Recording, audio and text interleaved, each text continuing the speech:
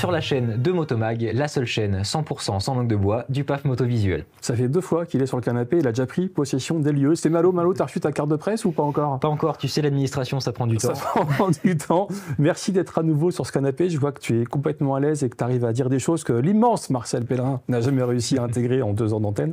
On est là sur les émissions d'A2, tu es un jeune permis, on va faire ça vite parce qu'on l'a déjà fait dans la première émission dans laquelle on t'a essayé une Z400, tu es un jeune motard, tu as passé le permis sur une CB500. Absolument. Erreur de casting, tu passes sur une 535 Continental GT Royal Enfield que tu traites de tromplon toi-même, que moi je traite de merguez, on a des appréciations différentes. Ensuite, la sagesse te rappelle, et c'est bien quand on est jeune, Meteor 350, toujours Royal Enfield. En plus, dans le garage, tu as aujourd'hui une Hornet 750, elles sont A2.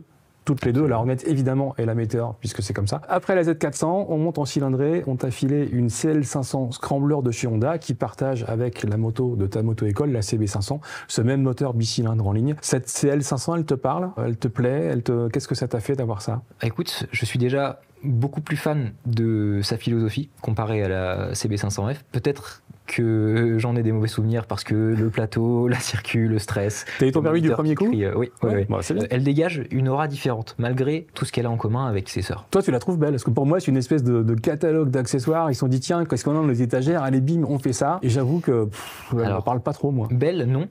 Oui, on sent que c'est un peu un mélange de plein de choses qui existaient déjà, qu'elle n'a pas forcément d'identité propre. Il y a de la 500 Rebelle, il y a de la CB500F. Et au final, on se retrouve un peu avec cet hybride. Voilà, et toi, qu'est-ce que t'en penses? Moi, j'en pense que je l'aime pas, mais c'est pas, je suis pas dans le créneau. Moi, tu sais, je suis vieux, donc c'est une moto plutôt pour les jeunes. Esthétiquement, tu pourrais l'avoir dans ton garage ou il y a un truc qui t'empêche d'envisager ça? Il faudrait changer cette ligne d'origine, qui est quand même massive. Une sensation un peu bizarre d'avoir une moto très fine à l'avant, très large à l'arrière, avec le support de top case, plus la sacoche en option, plus les feux qui sont assez volumineux, même si c'est du 100% LED. Et surtout en interfile, l'avant passe, mais est-ce que l'arrière passe? Ouais, quand l'avant passe, en général, l'arrière passe aussi, c'est un peu comme les chats, tu vois. Donc voilà. On demande à une moto d'être belle, parfois on demande aussi à une moto d'être bonne quand tu montes dessus. Déjà, est-ce que tu as l'impression d'être sur la CB500 que tu as bien connue à la moto-école, ou est-ce que c'est en fait quelque chose de complètement différent? On est un peu entre les deux, c'est pas complètement différent, on ressent son caractère de base, mais la position de conduite est différente, la géométrie est différente, on le ressent un petit peu. Au final, les suspensions le sont aussi, et c'est vraiment un point sur lequel il faut insister. Pas du tout tape-cul, c'est du velours. Par contre, on a un peu l'effet matelas à eau, c'est-à-dire que ça rebondit un peu, ça m'a un peu dérangé. Peut-être que pour le feeling en virage, c'est ça, la moto qui bouge, etc. Absolument. Ouais. Peut-être que pour des vieux avec les fesses un petit peu dures. Des vieux gros, surtout, ça tasse un peu les suspensions. Ouais. Voilà, ça. Mais moi, Marcel derrière, la moto, elle bouge plus. Au moins, elle est calée. Avec 194 kilos, ça commence à faire une belle balance. Tu parles de nous deux ou... Je pense qu'on est à plus. Hein. Ça, c'est le poids de Marcel. Voilà. L'ergonomie, parce qu'en fait, la force d'une CB500, c'est qu'en fait, tu oublies que tu es sur une moto tellement tout te tombe sous la main. Est-ce que cette moto-là t'a donné le même feeling ou pas du tout? En fait, elle est encore un peu plus extrême dans sa neutralité. On est encore plus droit. Extrême dans sa neutralité. Waouh, j'aime bien. Ouais. Excuse-moi. C'est encore plus droit. Les genoux encore plus à 90 degrés. Le dos vraiment droit. On est sur un scooter. On s'y fait très bien. De toute façon, c'est une Honda. Quand on monte dessus, on a l'impression de l'avoir piloté toute sa vie. Donc la moto est paradoxale. Elle est très fine au niveau du réservoir. Elle est un peu plus large au niveau des pieds. Tout a paru naturel ou tu as eu un petit moment d'accoutumance à prendre sur cette machine? Alors écoute, aucun problème avec le réservoir. Si ce n'est au niveau esthétique comme on en a parlé. Au niveau des pieds, oui, quelque chose qui me pose problème, le carter moteur et le pot d'échappement qui remontent très vite. Ça pose problème dans la mesure où on a toujours le bas de pantalon qui frotte, la chaussure qui racle un peu à l'avant, à l'arrière. Alors c'est assez bien protégé, on ressent, il n'y a pas de chaleur, pas de problème de ce côté-là. Ça peut déjà être un problème pour les grands pieds et j'imagine aussi un problème pour le passager parce que le pot est vraiment massif. Alors ça c'est peut-être la limite de l'assemblage que constitue cette moto, c'est-à-dire faire un scrambler à partir du cadre d'un espèce de petit custom où les pieds sont pas conçus pour être au même endroit, peut-être que ça pose des petits soucis. Le clignotant à la place du klaxon chez Honda, t'as envie de mettre le mec qui a pensé ça en haut du mont Fuji et de lui balancer un bon gros coup de pied au cul tellement c'est débile, ou t'arrives à t'y faire? Écoute, il y a des choses qui s'expliquent pas. Je pense qu'ils ont écouté des motards en disant que la moto parfaite n'est pas parfaite, donc ils se sont dit faut que je rajoute un truc, faut que je fasse quelque chose qui dérange, et je pense que c'est ça. Et toi t'y arrives ou c'est chiant? Ah oui, quand t'es passé sur une autre moto, que tu montes sur une Honda, t'as toujours le premier où tu mets un coup de klaxon à la place du clignot, mais pas ça, on s'y s'y fait assez vite. Les commodos sont assez gros, ils sont visibles, ils tombent directement sous le doigt, donc non, de ce côté-là, il n'y a aucun problème. D'accord. Alors on pense souvent que les CB500, et là il y a deux avis différents, ce sont des modèles de facilité, de neutralité, même sur le plan mécanique, avec un moteur très doux, très efficace. Pour des gens peut-être un peu plus exigeants, comme les vieux moteurs, on va dire que ça manque de caractère. Toi, ce moteur, tu le mets où entre la facilité, la neutralité? Il te plaît, tu y trouves du caractère, tu y trouves quelque chose, ou il est juste efficace et c'est bien comme ça? Écoute, je le trouve agréable dans les tours, que ce soit au niveau de la sonorité, au niveau du ressenti.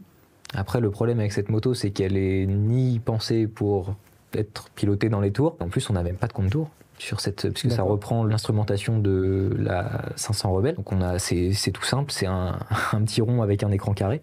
Ça aussi, on discutera pas les choix de chez Honda. C'est peut-être que ce moteur est pas le plus adapté à la philosophie du scrambler. Ouais. Typiquement, tu as roulé sur la Z400, il y a une vraie différence de caractère ou c'est un peu la même chose? D'après mon ressenti, je pourrais pas te dire qu'il y a une véritable différence. Il y en a une au niveau du plaisir que tu prends avec. Plus de plaisir sur quoi? Sur la Z400. Sur la Z400. Sur la Z400, encore une fois dans les tours. Mais en termes de la façon dont je vais l'utiliser, ça, aucune différence. D'accord. Au niveau du châssis, est-ce que c'est une moto qui est facile, qui est neutre, qui pardonne toutes les approximations, ou est-ce qu'elle demande un petit peu d'attention pour être emmenée en virage? Bah écoute, sur les 7 motos que j'ai essayées, c'est celle avec laquelle je me surprends le plus à faire des petits zigzags à basse vitesse. C'est d'une telle facilité, vraiment. C'est ça, c'est du plaisir. On attend qu'une chose, c'est que c'est le prochain virage. D'accord, donc la tradition Honda de grande facilité d'accès, cette tradition-là, elle est respectée. Ah, et ça me correspond totalement. Ouais. Voilà, la philosophie Honda, c'est celle à laquelle j'accroche le plus. D'accord, on serait essayé une 500 Kawasaki H2, un de ces jours. Tu nous diras ce que t'en penses. J'attends que ça. Tu vois ce que c'est? Bien sûr. Putain, bravo, quelle culture. Freinage, mordant, facile, neutre, comment tu le qualifies? Et bah ça freine plus qu'une H2, je pense, ça c'est sûr. Oui, ça c'est sûr.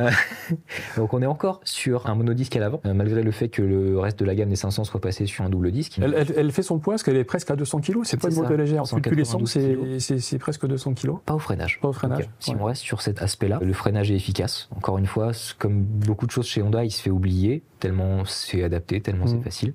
Non, pas grand-chose à dire dessus, malheureusement. Le confort? Très confortable. Ouais, c'est vrai. Parce que tu disais, les suspensions sont molles, donc du coup ça participe au confort, la selle aussi. Ouais. Alors je crois que j'avais la selle confort qui est en option, qui est donc à 830 mm quand la selle d'origine est à 700. Tu allais dire 830 €, je suis au dis donc.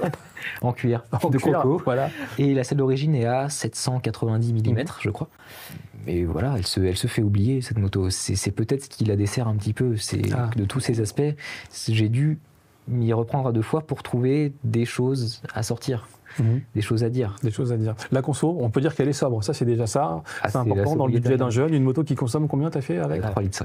3,5 litres. Ça, c'est quand même pas mal. Même s'il y a un petit réservoir, du coup, ça donne une belle autonomie. C'est ça. Ouais. C'est ça. Avec 12 litres, on est quand même à 300 km d'autonomie. 300 km d'autonomie. Et le confort permet de les faire d'une traite facilement. Absolument. Et je suis un peu vieux dans ma tête. Moi, quand je vois 3 litres au 100 sur la consommation instantanée, qui est présente d'ailleurs, il faut le souligner, je suis très content. Voilà. Ça fait plaisir. Cette moto, tu te dis qu'elle se fait oublier, tu te souviens que tu l'as essayée? Écoute, ou tu l'as déjà oublié?